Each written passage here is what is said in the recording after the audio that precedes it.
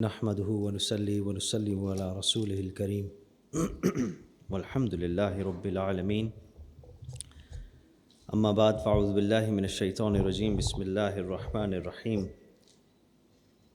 قل يا عبادي الذين اسرفوا على انفسهم لا تقنطوا من رحمة الله ان الله يغفر الذنوب جميعا انه هو الغفور الرحيم. صدق اللہ العظیم. اللہم صلی علی محمد وعلی آل محمد وصحبہ وسلم. نہیں ہے نا امید اقبال اپنی کشتے ویراں سے، نہیں ہے نا امید اقبال اپنی کشتے ویراں سے، ذرا نم ہو تو یہ مٹی بڑی زرخیز ہے ساقی، طوفان کر رہا ہے میرے عزم کا طواف، دنیا سمجھ رہی ہے کشتی بھور میں ہے. میرے انتہائی محترم آنریبل لرنڈ فرینڈز، قبلہ ڈاکٹر شعیب صاحب، ڈاکٹر حامد فاروق صاحب، esteemed scholars, my brothers and my sisters, السلام علیکم ورحمۃ اللہ وبرکاتہ.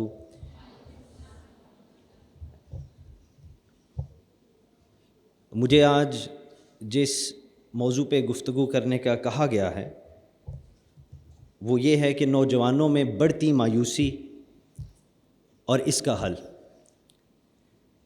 آئیے آج سب سے پہلے ہم سمجھتے ہیں کہ مایوسی ہے کیا، کس چیز کا نام ہے.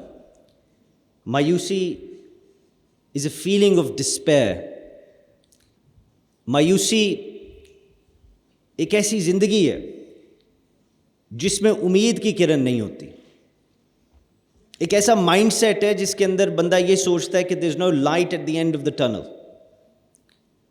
اور انفارچونیٹلی میں یہ کہوں گا کہ اللہ کے فضل و کرم سے یہاں تو مایوسی نہیں نظر آ رہی.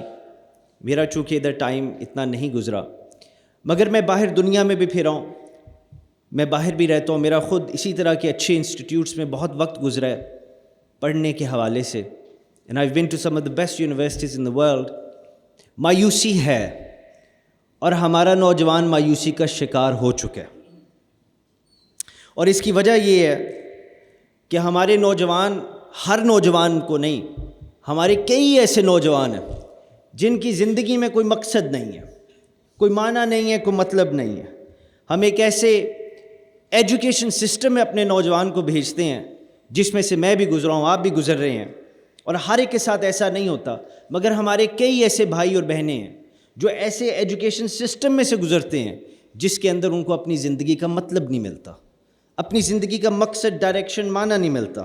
اور اس سسٹم میں گزرتے گزرتے ایک دو دن نہیں، ایک دو مہینے نہیں، زندگی کے کئی سال گزر جاتے ہیں، اور ہم ان کئی سالوں میں سمپلی انفارمیشن اکٹھی کرتے ہیں. اور وہ انفارمیشن اس طرح کی ہے جس کو لاکھوں روپیہ خرچ کے ہم حاصل کرتے ہیں.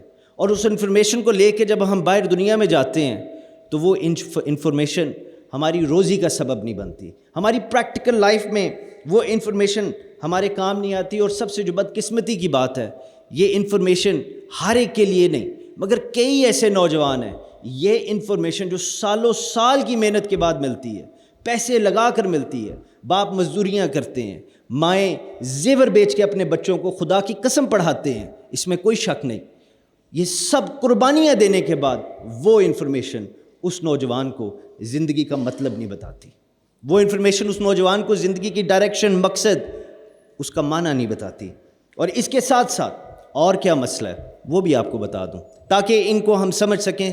When we can present a prognosis, سب سے پہلے بیماری کو ڈائگنوز کیا جاتا ہے. تو let this be the exercise جہاں ہم اپنی مسئلے کو ڈائگنوز کر رہے ہیں. ایک اور بہت بڑا مسئلہ ہے وہ ہمارا پاپولر کلچر ہے.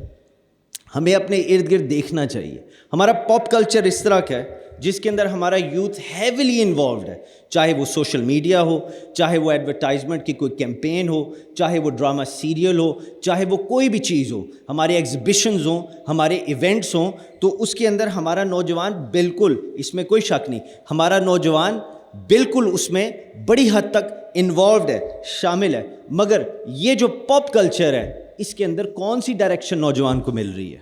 یوتھ کو کون سی ڈائریکشن دی جا رہی ہے؟ Except for money and pleasure, مزہ اور پیسے، دیٹس اٹ. اور اس کے علاوہ کوئی ایسا مقصد، کوئی ایسی ورچو، کوئی ایسی نیکی، کوئی ایسی ویلیو نہیں پریزنٹ کی جاتی جو ہمارے پاپ کلچر کے اندر ہو، جس کے اوپر نوجوان عمل کر کے اپنی زندگی کے مقصد کو تلاش کر لے. آپ کو ایک مثال دے دیتا ہوں. یہ پاپولر سلوگنز جو یہاں سلوگنز لکھی ہیں ابھی اس کا بھی میں ذکر کروں گا انشاءاللہ، اور فرق صاف صاف نظر آ جائے گا. دودھ کا دودھ، پانی کا پانی انشاءاللہ ہو جائے گا. مگر جب تک ان چیزوں پر ہم غور نہیں کریں گے، آؤٹ آف چوائس، والنٹریلی، ہم بیٹھ کر اکیلے میں جب تک یہ نہیں سوچیں گے کہ میں کیسی زندگی جی رہا ہوں یا کیسی زندگی جی رہی ہوں اور کیسے ملک اور کس طرح کے ماحول میں نے اپنے آپ کو رکھا ہے، ہم نہیں سمجھ پائیں گے کہ مسئلہ اصل کیا ہے. اور جب تک مسئلے کا نہیں پتہ تو اس کا حل نہیں ملتا.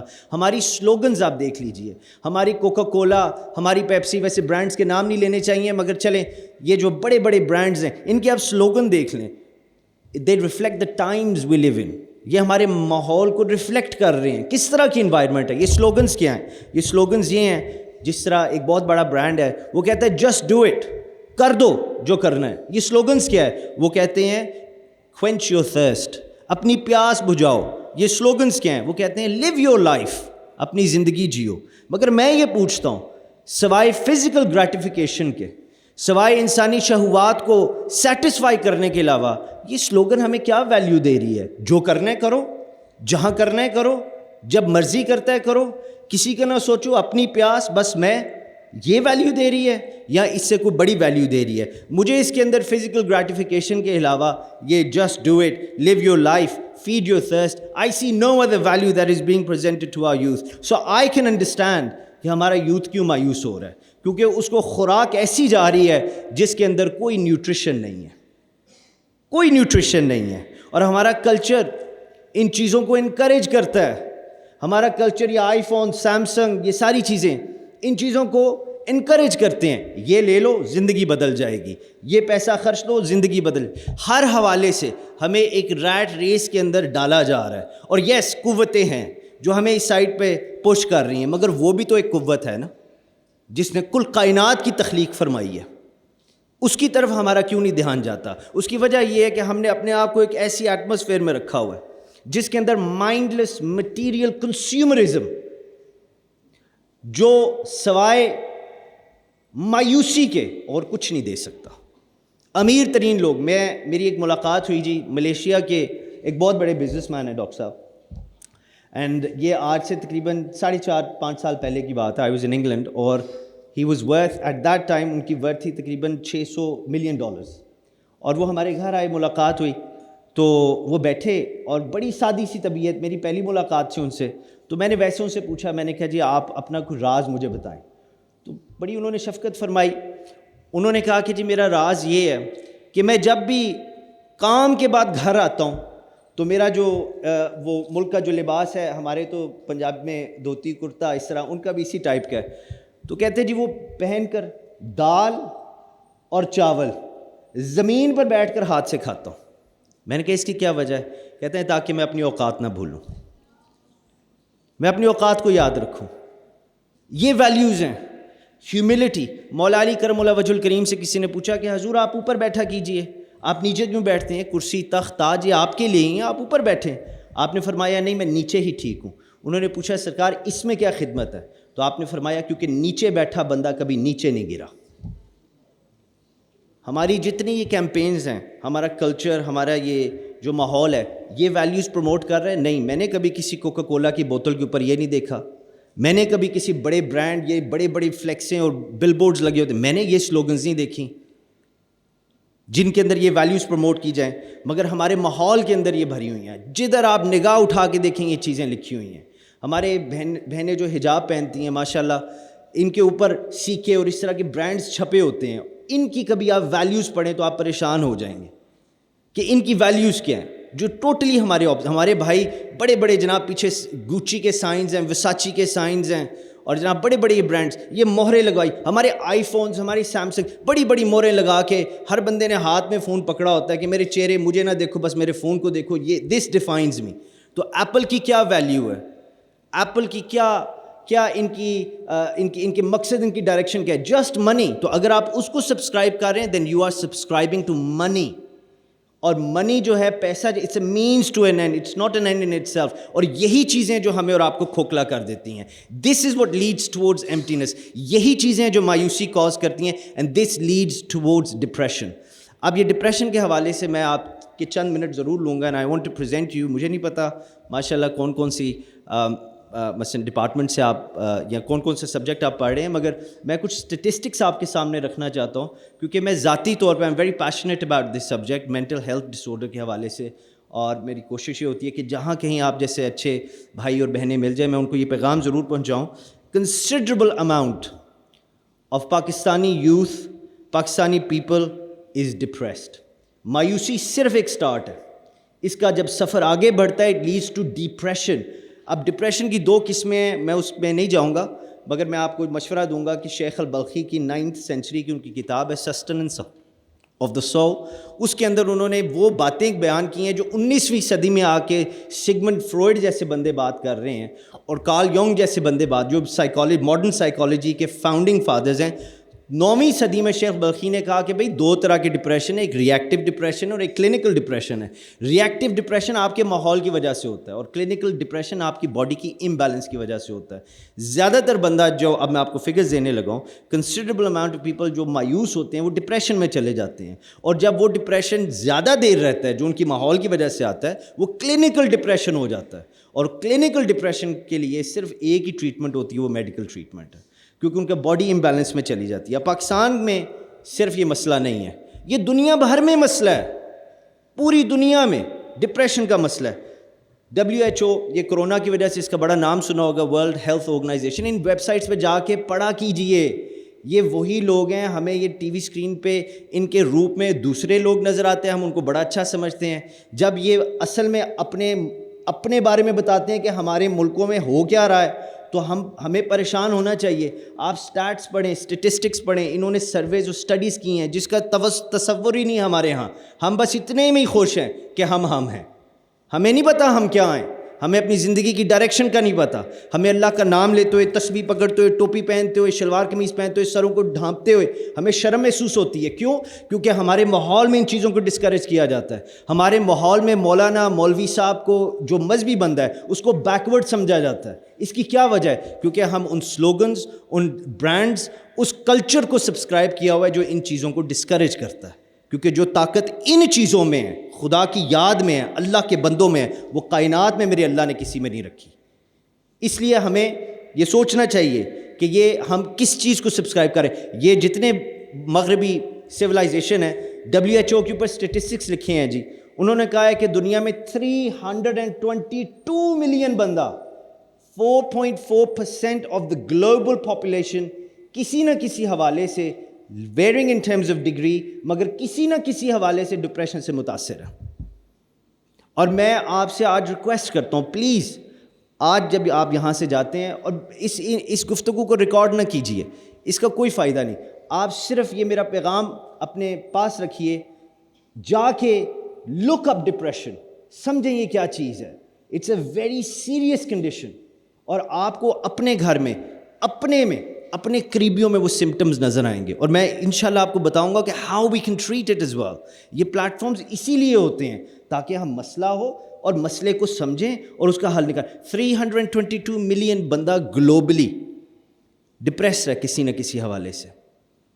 پھر اس کے بعد پاکستان میں آ جائیں. اب چونکہ ہم پاکستان میں ہیں, PMA کے پاس جائیں, پاکستان میڈیکل ایسوسیشن, یہ وہاں سے میں آپ کو فگرز دے رہا ہوں. ہماری 65% انڈر 30 ہے پاپولیشن. 22 کروڑ عوام میں 65% انڈر, یعنی زیادہ تر نوجوان ہیں. PMA کہتے ہیں کہ جی اس میں سے 22 کروڑ عوام میں سے 44% لوگ کسی نہ کسی حوالے سے ڈپریشن سے متاثر ہیں. اس 44% میں جو میتھمیٹیشنز بیٹھے ہیں وہ ورک آؤٹ کر لیں جی 22 کروڑ کا 44% کیا بنتا ہے. 44% میں سے 57% ہماری مائیں اور بہنیں ہیں جو کسی نہ کسی حوالے سے ڈپریشن سے متاثر ہیں, اور یہ مایوسی سے جنم لیتی ہے بیماری, مینٹل ہیلتھ ایشو ہے یہ. 57% ہماری مائیں بہنیں ہیں, مگر یہ اتنا پریشان کن نہیں ہے. اس سے اگلی جو بات ہے وہ زیادہ پریشان کرتی ہے. وہ یہ بات ہے کہ میرے بھائیوں اور میری بہنوں, یہ صرف رپورٹڈ کیسز ہیں, ان کا کیا جن کا پتہ ہی نہیں. ہم ایک رورل علاقے میں رہ رہے ہیں, دیہاتی علاقہ, جائیں جا کے گاؤں میں جا کے دیکھیں, نہ جانے کتنے بندے مایوسی کی وجہ سے ڈپریس بیٹھے ہیں. جس بندے نے ساری عمر ایک ریڑھی لگائی ہے, آخر وہ بھی بیچنی پڑی ہے کیونکہ جی اسکول کی فیسیں دینی ہیں, اور بچہ پڑھ کے سارا کچھ آ کے 3 سال ہو گئے گھر بیٹھا ہوا ہے. اس باپ کو ڈپریشن نہیں ہوگا, اس کو مایوسی نہیں ہوگی, وہ کیا کرے گا؟ ان چیزوں میں مبتلا ہو جاتا ہے. اس کا حل میں آپ کو بتاتا ہوں, مگر یہ چیزیں ہمیں سمجھنی چاہیے. ڈاکٹر کیسر سجاد ہیں, جنرل سیکرٹری ہیں PMA کے, انہوں نے کہا کہ جی یہ مسئلے شہروں میں زیادہ ہیں جدھر کی آپ تیاری کر رہے ہیں. شہروں میں یہ مسئلے زیادہ ہیں, اور وہ یہ مسئلے ہیں, وہ کہتے ہیں کہ جی ادھر مثال کے طور پہ لاہور لے لیں, قریب ہے ہمارے, لاہور میں 53% پاپولیشن ڈپریس ہے کسی نہ کسی حوالے سے. اب اس کا یہ نہیں مطلب کہ وہ ٹوٹلی کلینکلی ڈپریسڈ ہے, مگر کسی نہ کسی حوالے سے ڈپریشن سے ان کو ہوا ہے. ہمارے سوئسائڈ ریٹس اوپر جا رہے ہیں. خودکشی کفر ہے تو ادھر کیوں ہو رہی ہے؟ سوئسائڈ ریٹس اوپر جا رہے ہیں. اور اس کے ساتھ ساتھ دوسرے مسائل, فیملی فیبرک بریک ڈاؤن ہو رہا ہے, ڈیورس ریٹس اوپر جا, یہ سب مسئلے ہیں, ان کو ہمیں سمجھنا چاہیے. سوال یہ پیدا ہوتا ہے, میں اب آپ کو مایوس کرنے کے لیے تو نہیں آیا, اور موٹیویٹ میں نہیں آپ کو کر سکتا, میرے رب نے مجھے کیا, اللہ آپ کو بھی کرے.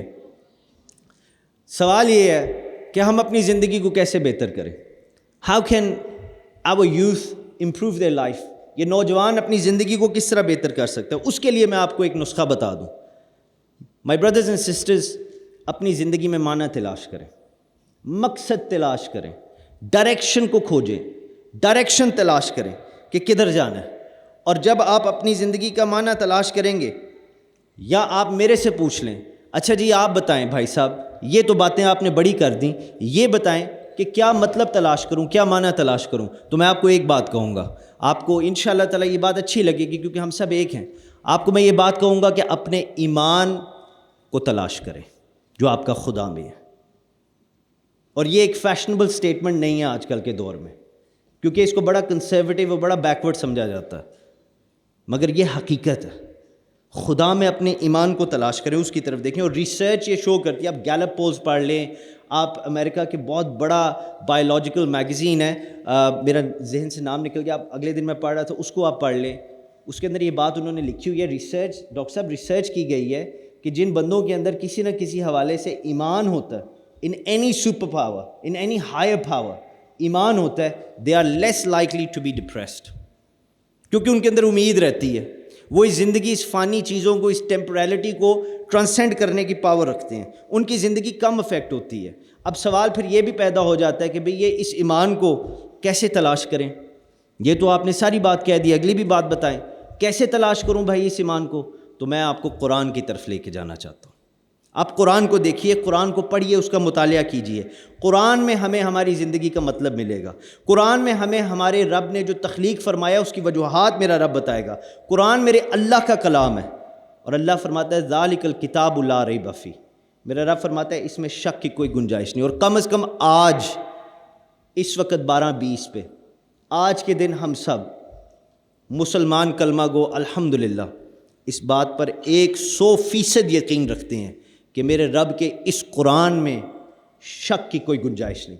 اپنی نیت کو ریفریش کیا کریں, اپنے ایمان کو ریفریش کیا کریں. اور روزانہ گھر سے, میرے ایک استاد انہوں نے کہا کہ بیٹا سب سے قابل وہ بندہ ہوتا ہے جو جب صبح تو اٹھ جائے مگر اٹھ کے یہ نہ سوچے کہ میں نے آج یہ کرنا ہے, یہ کرنا ہے, یہ کرنا ہے, یہ کرنا ہے. آپ نے فرمایا کہ قابل وہ بندہ ہوتا ہے جو صبح اٹھے اور اٹھ کے کہ آج میرے رب نے کیا کیا کروانا ہے, آج میرے اللہ نے مجھ سے کیا کیا کروانا ہے. مولانا رومی نے کہا کہ جو بندہ دنیا کو بدلنے میں رہتا ہے وہ عقل مند تو ہوتا ہے, مگر حکمت اس کے پاس ہوتی ہے جو اپنے آپ کو بدلتا. میرا رب قرآن میں فرماتا قل یا عبادی الذین اسرفوا علی انفسہم لا تقنطوا من رحمت اللہ ان اللہ یغفر الذنوب جمیعا انہ هو الغفور الرحیم. اللہ فرماتا ہے میرے پیارے نبی ان کو کہہ دو جنہوں نے اپنی جان پہ ظلم کیا, ان کو کہہ دو کہ اپنے رب کی رحمت سے نا امید نہ ہو. یقیناً بے شک اللہ معاف کرنے والا اور بہت رحم فرمانے والا ہے. میں اپنی جان پر ظلم کر بیٹھا ہوں, ہمارا نوجوان اپنی جان پر ظلم کر بیٹھا، غلط کر بیٹھا۔ ہمارا نوجوان اپنے مستقبل کے حوالے سے مایوس ہو جاتا ہے، یہ ظلم ہے اپنی جان پر۔ ہمارے نوجوان کا ایمان اللہ کی رضا اور قدر کے حوالے سے کمزور پڑ جاتا ہے، اسی لیے رزق کی پریشانی میں رہتا ہے۔ یہ ظلم ہے اپنی جان پر۔ ہمارا نوجوان شکر ادا کرنا بھول گیا ہے اس رب کا، اس ماں کے لیے جو راتوں کو جاگ جاگ کر ہمارے لیے دعائیں کرتی ہے، اپنے بچوں کے لیے۔ ہمارا نوجوان بھول گیا ہے کہ میں رب کا، اس والد کے لیے شکر ادا کروں جو محنت مزدوری کر کے مجھے پال رہا ہے۔ ہمارا نوجوان خدا کے کرم کو بھول گیا۔ ہمارا نوجوان اس پاک دھرتی پاکستان پر فخر تو کرتا ہے مگر شکر نہیں کرتا۔ ہمارا نوجوان یہ ظلم کر بیٹھا ہے۔ ہمارا نوجوان پیشنز آف دا ورلڈ میں اتنا انڈلج ہو گیا، انسانی شہوات میں اتنا آگے چلا گیا کہ اپنی جان پر ظلم کر بیٹھے، اپنی آخرت کو بھول کر۔ ہمارا نوجوان خدا اپنی جان پر ظلم کر بیٹھا ہے غصے میں آ کر۔ ہمارا نوجوان اس لالچ میں آ گیا کہ بس دنیا حاصل کرنی ہے۔ اور ہمارے میں کئی ایسے نوجوان ہیں جو اپنی جان پر سب سے بڑا یہ ظلم کی ہے کہ اپنے خالق، اپنے مالک کو بھول گیا۔ اپنے دل کے اندر بغض، کینہ، حسد، نفرت لے کر دوسروں کے لیے ہمارا نوجوان ان سڑکوں پر پھرتا ہے۔ یہ سب چیزیں غلط ہیں، اور جو ہمارے نوجوان اس چیز کے گلٹی ہیں، جنہوں نے یہ ظلم اپنی جانوں پر کر لیا ہے، اپنی حدیں پار کر لی ہیں، ان کے لیے یہ سوال ہے کہ ان کو کیا کرنا چاہیے، وہ کیا کریں۔ اللہ پاک نے تو آپ پہ کرم فضل فرمایا ہے۔ میں امید کرتا ہوں، دعا کرتا ہوں کہ یہاں ایسا کوئی نوجوان نہ بیٹھا ہو میرے بھائیوں اور میری بہنوں میں، کوئی ایسا نہ ہو جس نے یہ ظلم کیا ہو، مگر کئی ہمارے بھائی ہیں، کئی ہماری بہنیں ہیں جو اپنی جانوں پر اس طرح ظلم کر بیٹھے ہیں۔ وہ کیا کریں؟ ان کو آج میں یہ پیغام دیتا ہوں، realign your relationship with your lord. اپنے آگے پیچھے نہ دیکھو، اپنا رشتہ اپنے اللہ کے ساتھ جوڑو، اس کو مضبوط کرو۔ Realign your relationship with رسول اللہ صلی اللہ علیہ وآلہ وسلم۔ اپنے نبی صلی اللہ علیہ وآلہ وسلم کے ساتھ اپنا رشتہ جوڑو، اور ہمارا رشتہ اس وقت سب سے مضبوط ترین ہونا چاہیے جب کائنات کی تمام مخلوق سو گئی ہو، ہمیں کوئی نہ دیکھ رہا ہو۔ اس وقت یہ رشتہ سب سے زیادہ مضبوط ہونا چاہیے۔ اس لمحے میں صرف ہمارا اللہ ہمیں دیکھ رہا ہے۔ میں آپ کو کہوں گا قرآن کا مطالعہ کیجیے، ریڈ دا قرآن۔ قرآن کے احکامات، آیات مبارکہ پر تدبر کریں، تفکر کریں، ریفلیکٹ اپون دم۔ اور پھر میں آپ کو کہوں گا ان نوجوانوں کو جو یہ ظلم کر بیٹھے ہیں، اللہ کی بارگاہ میں معافی مانگ لو، اور صرف اپنے اللہ سے مانگو۔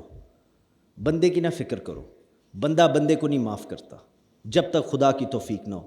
اپنے اللہ سے مانگو، اور صرف اللہ کے لیے مانگو، اور خدا کی امید سے، خدا کی رحمت سے نا امید نہ ہو۔ اپنے بارے میں نالج گین کرو تاکہ تم خدا کو پہچان سکو۔ ہم ہر طرف دیکھیں گے، ہم ان ایگزیبیشنز کو دیکھیں گے، ہم ان پلیٹ فارمز کو دیکھیں گے، ہم ان ایونٹس کو دیکھیں گے، ہم دنیا کی ہر چیز کو دیکھیں گے، کتابوں میں ڈھونڈیں گے، مگر ہم اپنے اندر کبھی نہیں دیکھتے۔ اللہ تعالیٰ نے ہم پہ بڑے کرم اور فضل فرمائے ہیں۔ میرے بھائیوں، میری بہنوں، میں آپ سے یہ بھی کہنا چاہتا ہوں کہ جب آپ یہاں تک پہنچ جائیں گے تو آپ کے ذہن میں یہ سوال ضرور اٹھے گا کہ یہ سب باتیں ٹھیک تو ہیں، یہ رشتہ، یہ توبہ، یہ زندگی کا بدلنا، یہ سب باتیں ٹھیک ہے۔ میں امید کرتا ہوں آپ کو سمجھ بھی آ گئی ہیں اور آپ اتفاق کرتے ہوں گے، کیونکہ باخدا اس میں میری آپ کو بتانے میں اور کوئی ایسی نیت یا الٹیریئر موٹیو نہیں ہے۔ میں صرف اللہ اور اللہ کے نبی کی رضا کے لیے آپ کو بتا رہا ہوں۔ یہ سب باتیں ٹھیک ہے، مگر یہ بھی بتائیے کہ یہ سب کچھ کرنے کی طاقت کہاں سے لاؤں؟ غلطی کو ماننا اور اللہ کی بارگاہ میں توبہ کرنا یہ کمزور بندے کا کام نہیں ہے۔ یہ طاقت کہاں سے لاؤں؟ یہ قوت کہاں سے ڈھونڈ کے لاؤں؟ یہ بدلاؤ جو آنا ہے اس کے لیے میں ڈرائیو کہاں سے لاؤں؟ اس کے لیے میں آپ کو کہتا ہوں اپنے اندر جھانکیے، اپنے اندر دیکھیے۔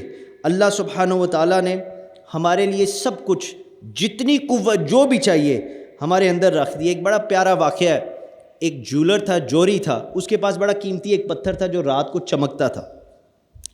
وہ لوگوں کو اسی طرح محفلوں میں جا کر وہ پتھر دکھاتا تھا کہ دیکھیں جی یہ رات کو اندھیرے میں چمکتا ہے، لوگ بڑے متاثر ہوتے۔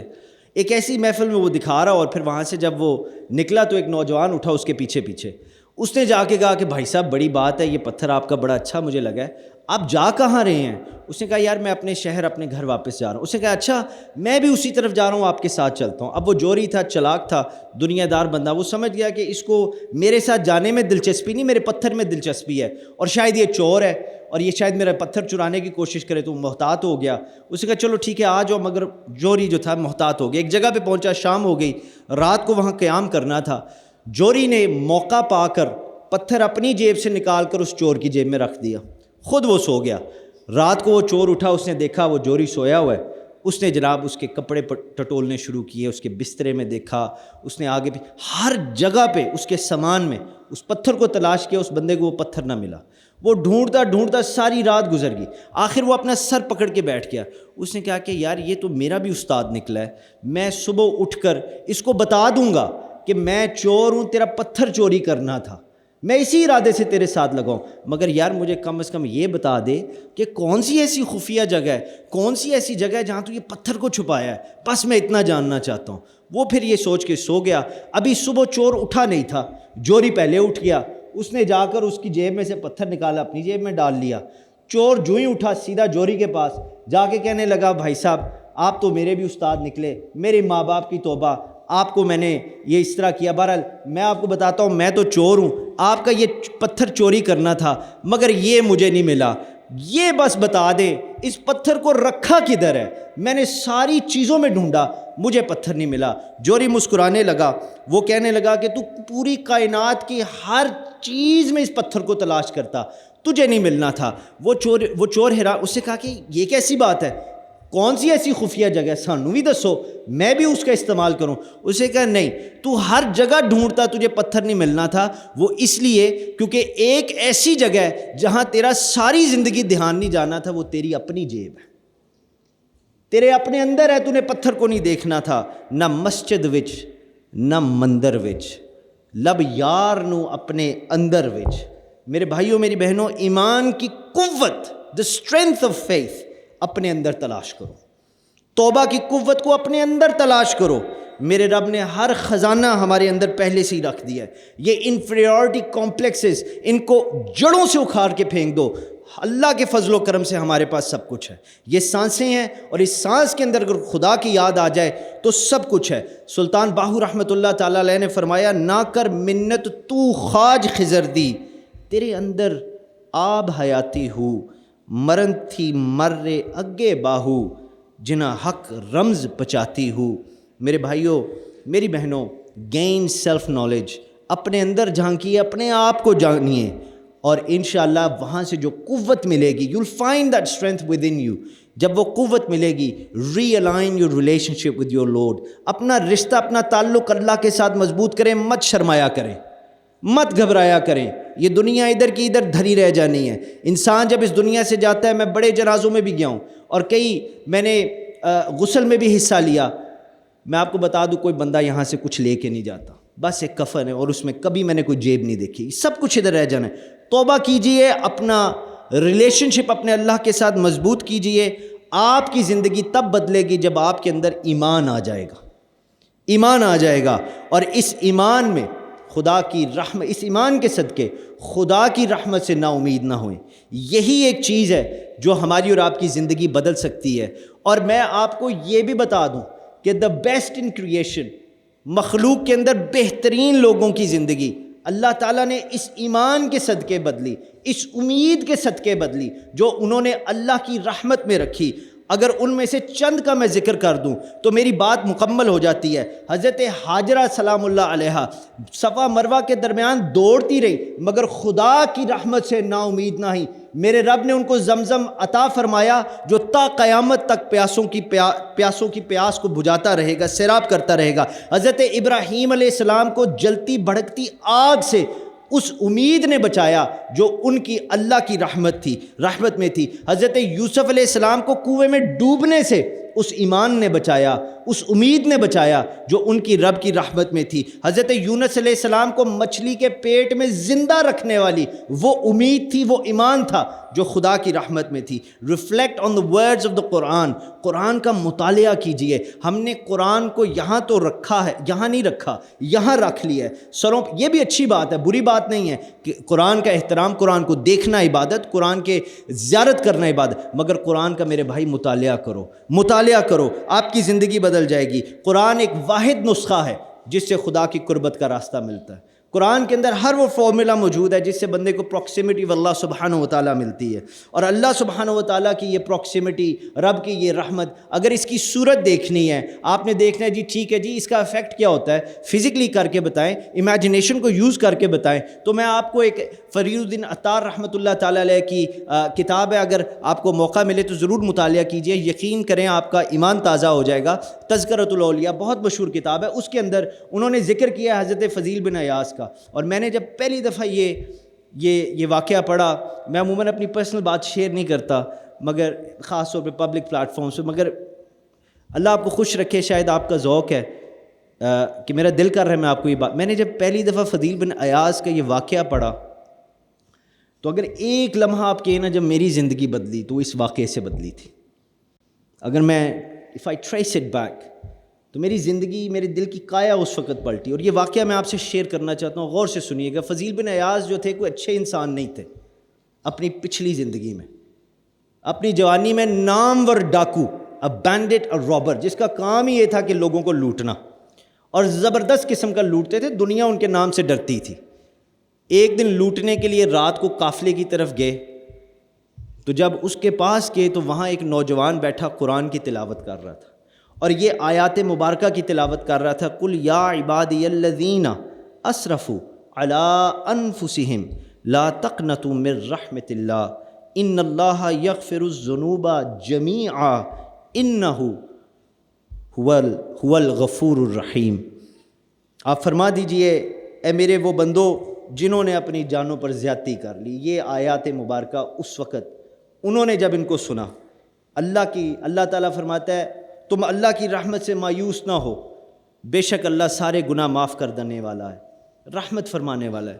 فضیل بن عیاض نے جب یہ قرآن کی تلاوت سنی تو کہتے ہیں کہ جسم ہل گیا، غش کھا کے نیچے گر گئے، اٹھے تو دل کی کایا پلٹ چکی تھی، فوری طور پر اللہ کی بارگاہ میں توبہ کی۔ He realigned his relationship with اللہ سبحانہ و تعالیٰ۔ اگین کوئی بندہ نہیں آیا جس نے کہا نہیں ایسے کرو، جنت میں جانا ہے تو یہ ٹکٹ لے لو، ایسی کوئی بات نہیں تھی۔ قرآن سے محبت کی، اپنے دل کو قرآن کے آگے پیش کیا، اور قرآن نے دل پر ایسا اثر کیا کہ جب اٹھے تو خدا کی بارگاہ میں سچے دل سے توبہ کر کے اپنے ریلیشن شپ کو رب کے ساتھ پکا کر لیا، اور خیال آیا کہ رب کو راضی کر لیا، رب کی مخلوق کو بھی راضی کروں۔ نکل پڑے، ہر اس بندے کے پاس گئے جس کو لوٹا تھا، کرتے کرتے کرتے کرتے ایک یہودی کے پاس پہنچ گئے۔ یہودی نے دور سے ہی دیکھا فضیل آ رہا ہے، اس نے سوچا اچھا آج اس کو آ لینے تو اس کو سبق سکھاتا ہوں۔ یہودی کے پاس گئے، اس کو کہا کہ بھائی معاف کر دے۔ اس نے کہا ایسے فضیل معافی شافی نہیں ملنی، جاؤ وہ مٹی کا پہاڑ ہے اس کو جا کر صاف کرو۔ وہ مٹی کا پہاڑ، بہت بڑا پہاڑ۔ فضیل بن عیاض گئے، سچا دل تھا، چلے گئے مٹی کے پہاڑ کو صاف کرنے لگے، کرتے کرتے کئی دن گزر گئے، آخر اللہ کے کرم اور فضل سے مٹی کا پہاڑ صاف ہو گیا۔ جب صاف ہو گیا واپس آئے، کہنے لگے یار تم نے کہا تھا مٹی کا پہاڑ صاف کر دیا، معاف کر دے۔ اسے کہا نا نا نا نا ابھی معافی نہیں ملنی۔ پوچھا کیوں؟ اسے کہا میں نے قسم کھائی ہے کہ جب تک تو میری لوٹی ہوئی دولت نہیں دیتا میں تجھے معاف نہیں کروں گا۔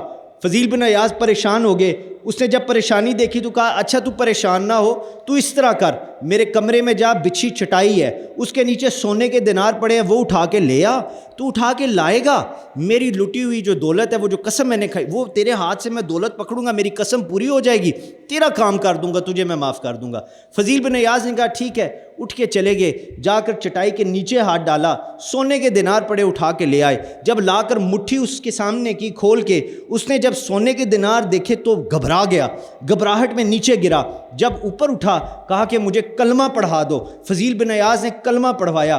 کلمہ پڑھنے کے بعد اس نے کہا کہ اصل میں بات یہ ہے فضیل، میں نے تورات میں پڑھا تھا، کہتا ہے میں نے تورات میں پڑھا تھا کہ اللہ معاف کر دیتا ہے اس کو جو سچے دل سے توبہ کرے۔ میرے بھائیوں، بڑے بڑے گناہ کر چکے ہیں، خدا کا خوف کر لو۔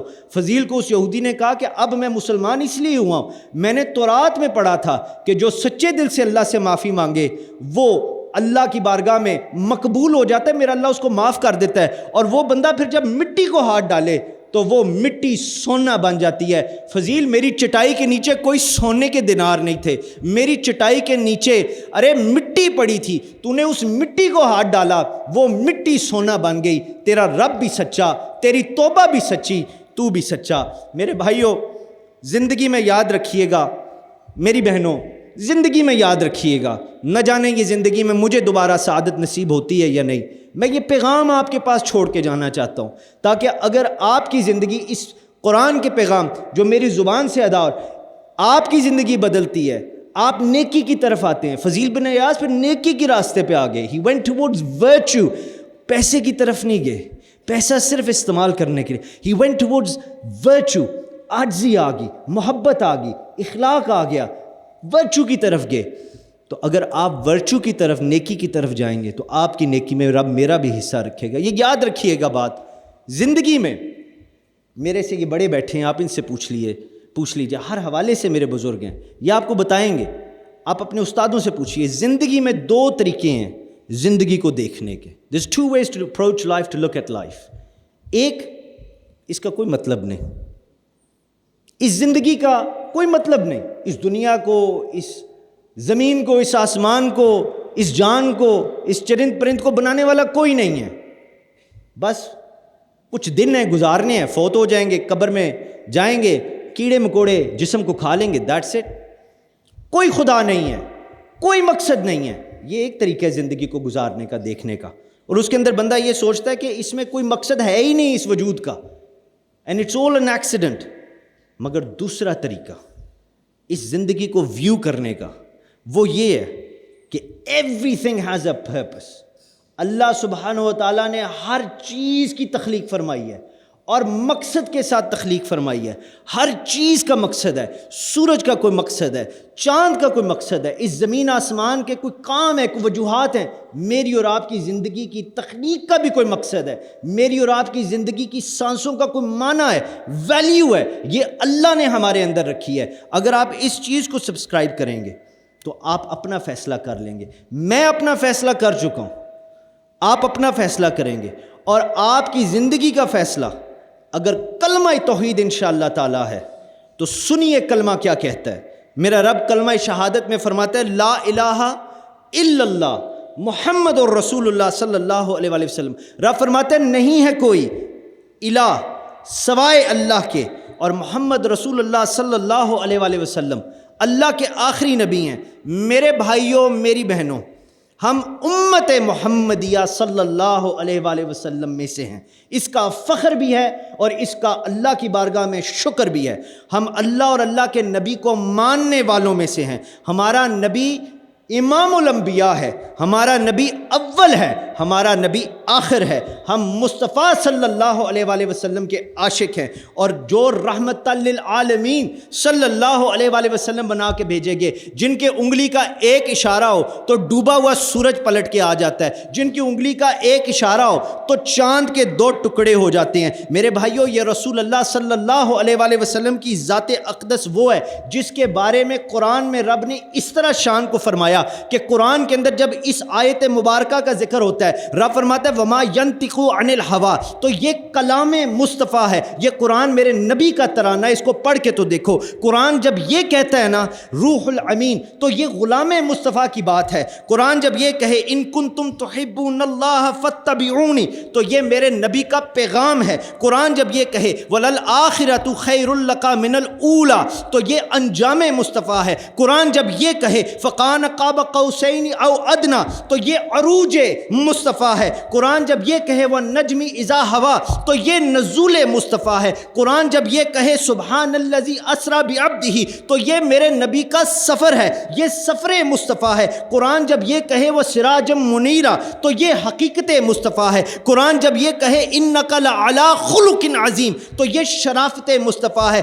یاد رکھیے گا قرآن جب یہ کہے وَإِنَّكَ لَتَدْعُوهُمْ إِلَىٰ صِرَاطٍ مستقیم تو یہ دعوت مصطفیٰ ہے. میرے بھائیوں میری بہنوں, کیوں مایوس ہوتے ہو, کیوں ڈپریس ہوتے ہو؟ ارے ہمارا اللہ نہایت ہی رحم فرمانے والا ہے. کل کائنات کے, خدا کی قسم, کل کائنات کے میرے اور آپ کے گناہ کیا, کل کائنات کے گناہ ایک طرف, میری رب کی رحمت کا ایک قطرہ ایک طرف.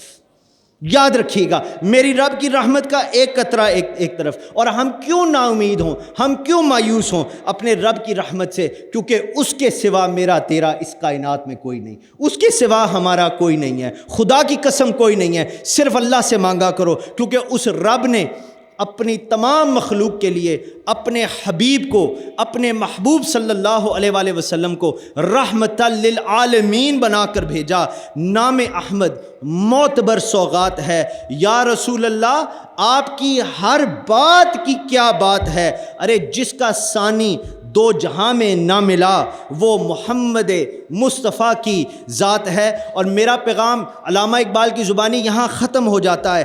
ہزار چشمے تیرے سنگ راہ سے پھوٹیں, ہزار چشمے تیرے سنگ راہ سے پھوٹیں, خودی میں ڈوب ضرب کلیم پیدا کر. السلام علیکم ورحمۃ اللہ وبرکاتہ.